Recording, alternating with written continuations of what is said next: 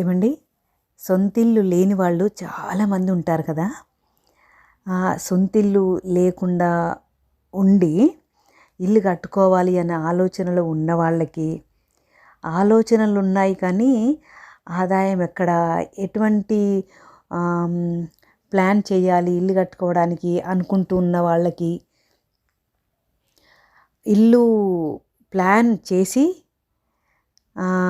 Land కొని మధ్యలో ఆగిపోయి ఇల్లు కట్టకుండా డబ్బులు రాకుండా ఆగిపోవడం, ఇవన్నీ ఉంటాయి చూసారా. అంటే మొత్తానికి సొంతిల్లు లేని వాళ్ళకి సొంతిల్లు కలగడానికి ఒక మంచి ఉపాయం చెప్పనా. ఈ విధంగా నేను ప్రామిస్ చేసి చెప్తున్నాను. ఇదైతే నేను చేశానండి ఒక 10 ఏళ్ల క్రితము. నిజంగా నేను చేశాను. అది మీకు ఎందుకు చెప్పకూడదు అని నేను చెప్తున్నా. కాకపోతే ఏంటంటే, నాకు ఏ విషయం చేసినా నమ్మకం 100% నమ్మకంతో చేస్తా. అందుకని నాకు అన్నీ సక్సెస్ అవుతుంటాయి. మీరు కూడా నమ్మకంతో చేస్తానంటే ఒక ఉపాయం చెప్తా. ఇది నేను నిజంగా చేశానండి. మా సొంతింటి కోసము నేను చేశాను. అందుకే మీకు చెప్తున్నా.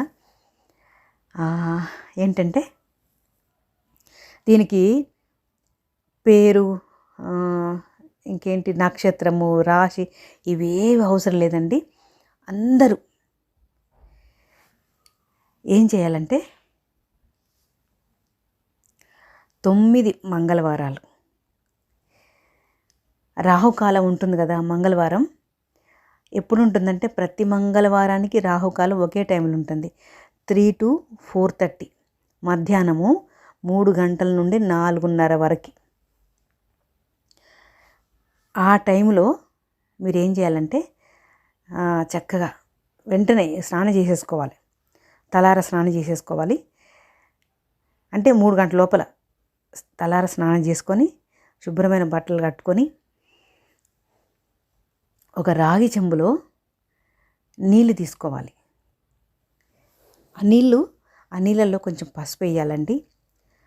రాగి చెంబు నిండా నీళ్ళు తీసుకొని అందులో ఒక చిటికెడు పసుపు వేసుకొని ఏదైనా ఒక నైవేద్యం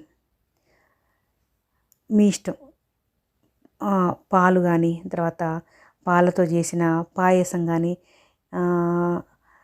గుడాన్నం అంటే బెల్లంతో చేసిన పరమాన్నం కానీ, ఏదైనా ఒక ఈ పాలతో చేసిన నైవేద్యం ఒకటి తయారు చేసుకొని రావి చెట్టు, వేప చెట్టు కలిసి ఉన్న గుడిలోకి వెళ్ళాలి. ఏ గుడిలో అయితే రావి చెట్టు, వేప చెట్టు కలిసి ఒక దగ్గర ఉంటుందో అక్కడ నాగుల బొమ్మలు ఉంటాయి చూసారా. పాముల బొమ్మలు, పుట్ట కాదు, గుర్తుపెట్టుకోండి. శిల్పాలలాగా చెక్కి ఉంటుంది కదా గుళ్ళల్లో. 2 పాముల జతలాగా ఉన్న ఒక శిల్పం ఉంటుంది. ఆ పాముల శిల్పము, రావి చెట్టు, వేప చెట్టు ఒక దగ్గర ఉండాలి. అక్కడ పోయి మీరు 11 ప్రదక్షిణాలు చేయాలి. ఫస్ట్ వెళ్ళి మీరు తీసుకుపోయిన పూజ సామాన్ అంతా కూడా అక్కడ పెట్టేసి 11 ప్రదక్షిణాలు చేయాలి.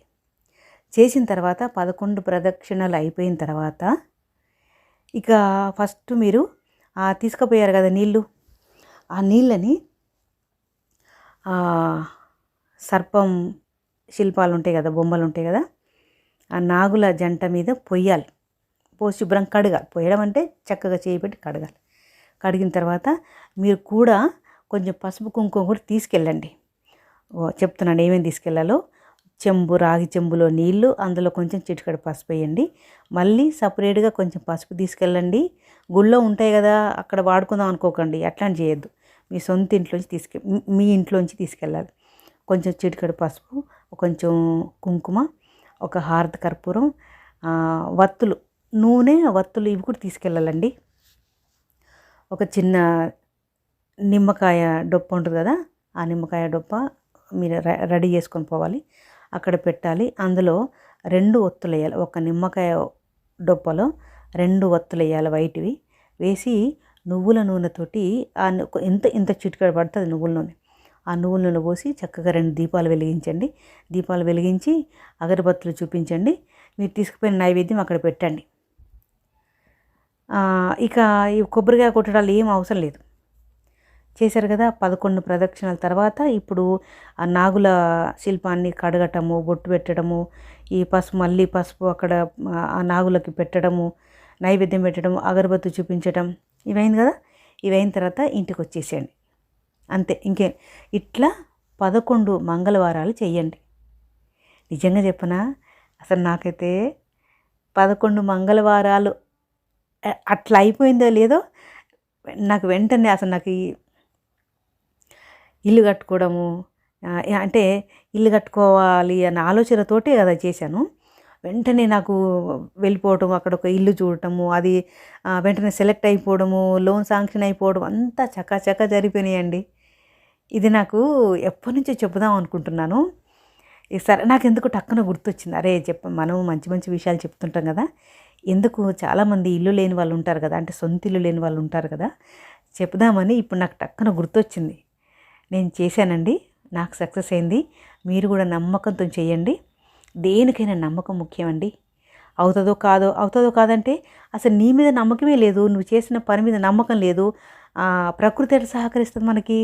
మనం గట్టిగా నమ్మితే, వాయమ్మో ఇంత గట్టిగా నమ్ముతుంది ఈమె, ఎట్టి పరిస్థితుల్లో ఎక్కడి నుంచైనా ఇవన్నీ నేను ఏర్పాట్లు చేయాలి అని ప్రకృతి మనం ఏదైతే కోరుకుంటున్నామో దానికి తగిన ఏర్పాట్లు మొదలు పెడుతుంది అనమాట.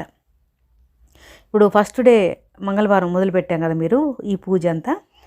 ఎంత గట్టిగా ఉండాలంటే మీ నమ్మకాన్ని చూసి ప్రకృతి వెంటనే ఏర్పాట్లు మొదలెట్టేయాలి.